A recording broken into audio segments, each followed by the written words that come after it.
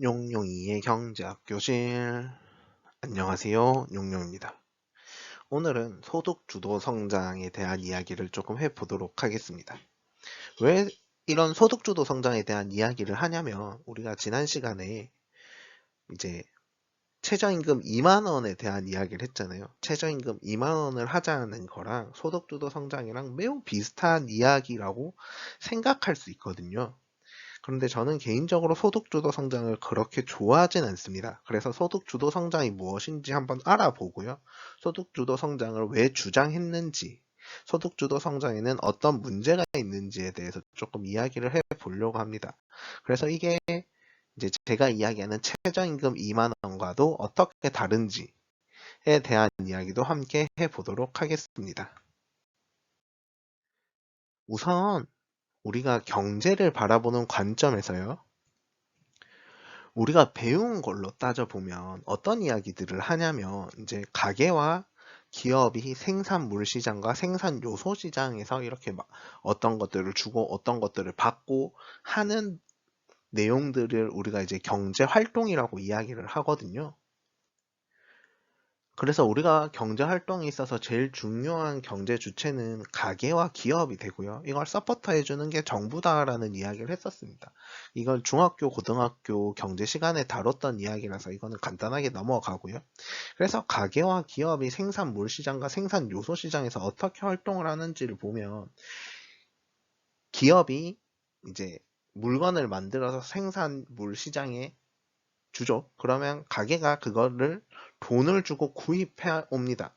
그 물건을 재화와 서비스를 사오게 되는 거고요. 다시 가게는 생산 요소 시장에서 돈을 벌어오죠. 이제 토지 노동 자본을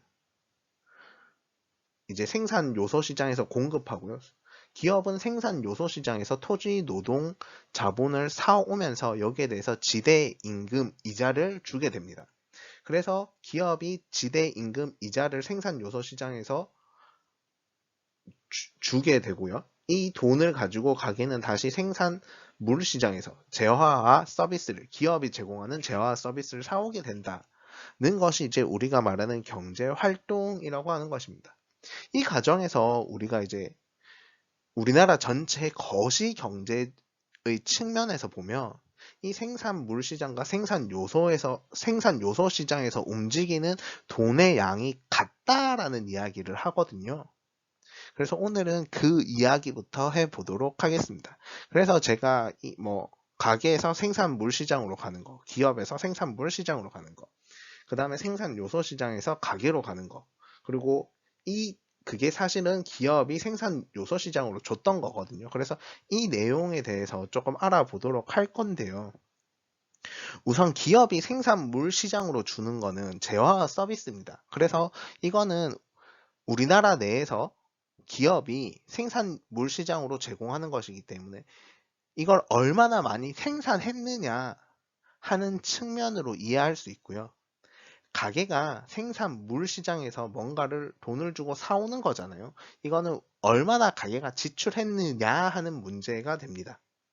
그 다음 생산 요소 시장에서, 기업이 생산 요소 시장에서 주고 다시 생산 요소 시장을 통해서 가게로 가는 것은 우리가 이를 얼마나 분배했느냐 하는 수준으로 이해할 수 있을 것 같습니다. 그래서 토지 노동 자본은 우리가 분배와 관련된 이야기고요. 즉 이 분배가 소득과 관련된 이야기가 될 수 있고요. 생산물 시장에서 가게는 이제 소비를 하는 대상이기 때문에 지출을 하는 거고요. 기업은 생산물 시장에서는 생산을 담당하고 있습니다. 그래서 이걸 이해하고 우리가 가게와 기업이 어떻게 생산물 시장과 생산 요소 시장에서 활동하는지에 대해서 이해를 하고 다음 페이지를 보도록 하겠습니다. 그래서 보면 아까 이야기했던 대로 생산, 분배, 지출을 하게 되는데요. 이게 일련의 돈의 활동이고요. 물건의 활동이기도 하거든요. 그래서 기업이 어떤 물건을 생산하기 위해서는 생산 요소가 필요하겠죠. 그 생산 요소를 사오는 과정에서 분배가 일어나게 됩니다. 토지, 노동, 자본을 구입해서 지대 임금 이자를 분배해 주는 거죠. 거기에 대해서 주는 거고요. 그 지대 임금 이자를 받아서 가게는 다시 지출을 하게 되는데 그 지출하는 게 이제 생산 요소에 의해서 만들어지는 것이다. 생산물을 우리가 이제 소비하는 것이다, 지출하는 것이다 라고 이야기를 하고 있습니다. 그래서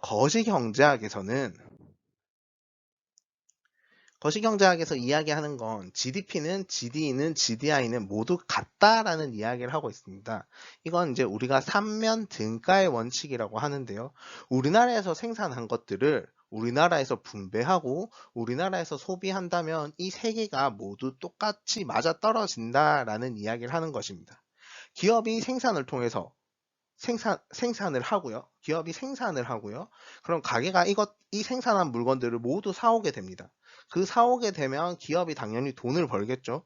그 벌어온 돈을 다시 기업이 생산 요소 시장에서 사온 것들이 있기 때문에 이걸 분배해 줘야 된다. 그렇기 때문에 돈은 돌고 돌고 도는 것이다. 이 돌고 돌고 도는 과정에서 이제 GDP랑 GDE랑 GDI 세 개가 똑같아질 것이다 하는 것이 우리가 말하는 삼면 등가의 원칙입니다. 사실 이거는 이제 이 이론 같은 경우는 폐쇄 경제에서 이제 다른 나라와 무역이 없을 때 그리고 경제학 과정에서 우리가 생산한 것들을 모두 소비하고요. 우리가 벌어온 돈을 모두 사용했을 때라는 가정이 발생하게 되는데요. 사실 우리가 생각해 보면 1년 동안 번 돈은 1년 안에 모두 소비하진 않습니다. 그런데 우리가 삶의 연속성을 가정해 보면요. 우리가 평생 번 돈은 평생 소비하게 되어 있습니다. 그래서 우리는 이제 불교에서 이야기하는 공수래 공수거를 하게 되잖아요. 그래서 우리가 빈손으로 와서 빈손으로 간다는 건데 그만큼 우리가 번 돈을 모두 다 소비하게 되고요. 물론 이게 일부 유산으로 이제 내 후손들에게 넘어가겠지만 그 후손들이 어쨌든 결국엔 그걸 소비하게 될 것이다 라는 거라서 이게 뭐 1년, 2년 이런 단기적으로는 안 맞을 수 있지만 인류의 삶을 전체적으로 보면 이게 맞아떨어진다라는 이야기를 하고 있습니다. 그래서 이제 소득 주도 성장이란 무엇이냐면 원래 우리가 경제 성장을 이야기할 때는 이 GDP를 어떻게 높일까 하는 고민을 했던 거예요. 그래서 생산을 어떻게 많이 하지라는 고민을 많이 했었어요. 그래서 뭐 경제 발전론에 따르면 뭐 솔로우의 모형이 있고요. 또 뭐 다른 누군가의 모형이 있고요. 다양한 모형들을 통해서 1에서 경제 성장은 어떻게 하는 것이다. 내생적이다, 외생적이다. 막 이런 복잡한 이야기를 이제 대학교에서 경제학을 전공하면서 거시 경제를 배우면서 이야기하게 되는 건데요. 그렇게 되면 너무 어려운 내용을 다루게 되는 것 같고요. 그거에 벌써서 조금 앞서서 이제 우리가 어쨌든 이제 조금 쉬운 과정으로 GDP를 높이는데 매우 집중하고 있는 모습을 보였는데요. 이 소득주도 성장은 어차피 GDP랑 GDE랑 GDI랑 다 똑같은 거 아니냐. 삼면 등가의 원칙이 허용된다.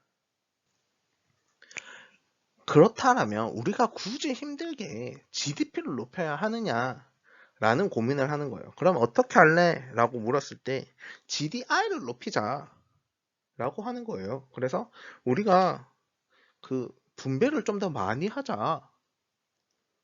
혹은 가계의 소득을 높여보자. 가계의 소득이 높아지면 가계가 지출을 많이 하게 되고 지출을 많이 하게 되면 자연스럽게 생산을 많이 하게 되고 생산을 많이 하게 되면 다시 분배를 많이 하게 되고 이 분배를 많이 하게 되면 다시 지출이 많아질 것이다. 얼마나 행복한 세상이냐 라고 생각을 했던 게 바로 소득주도 성장의 이야기입니다. 그런데 안타깝게도 이제 우리가 경제학에서 이야기하는 가정들이 그대로 성립하지는 않아요. 이게 경제학에서도 이 세 개가 무조건 같으냐면 같진 않거든요. 그래서 누출과 주입이란 게 발생하게 됩니다. 이게 서로 맞아 떨어지지 않는 경우가 발생하는데요. 어떤 경우가 있냐면 세금이 대표적인 예입니다. 우리가 분배를 많이 했는데 세금을 많이 내잖아요. 그러면 그만큼 지출이 적어지게 되는 거죠. 마찬가지로 저금을 많이 하게 돼도 지출이 많이 줄어들게 된다는 거죠. 그러면 GDP가 증가해서 GDI가 증가했는데 GDE가 감소하게 되고요. GDE가 감소하니까 다시 GDP가 감소하게 되는 경우가 발생할 수 있다라고 이야기를 하는 겁니다. 마찬가지로 그렇게 누출이 되기도 하고요. 주입이 되기도 하는데요.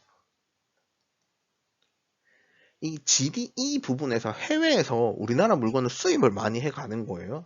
그러면 우리나라 내에 GDE가 증가한 효과가 있겠죠.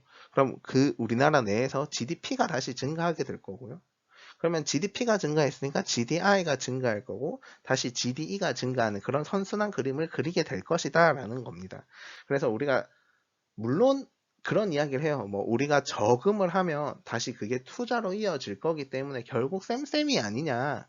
정부가 세금을 걷어가면 그 세금 자체가 정부 지출로 해서 다시 돌아오는 게 아니냐라는 이야기를 하는데 어쨌든 그게 100% 그대로 돌아오지는 않거든요. 그렇기 때문에 이제 이 3면 등가의 원칙이 조금씩 어긋나게 되는 거고요. 그 어긋나게 되는 과정에서 소득 주도 성장이 효과를 많이 못 보게 되는 겁니다. 그래서 우리가 소득을 높였지만 지출이 그만큼 증가했느냐 라고 질문을 해보고요. 소득이 증가했지만 그만큼 우리가 생산이 증가했느냐 라고 물어본다면 그거는 그대로 연결되지 않을 수 있다라고 이야기하고 있습니다. 그래서 이제 저는 개인적으로 소득 주도 성장을 그렇게 선호하진 않고요.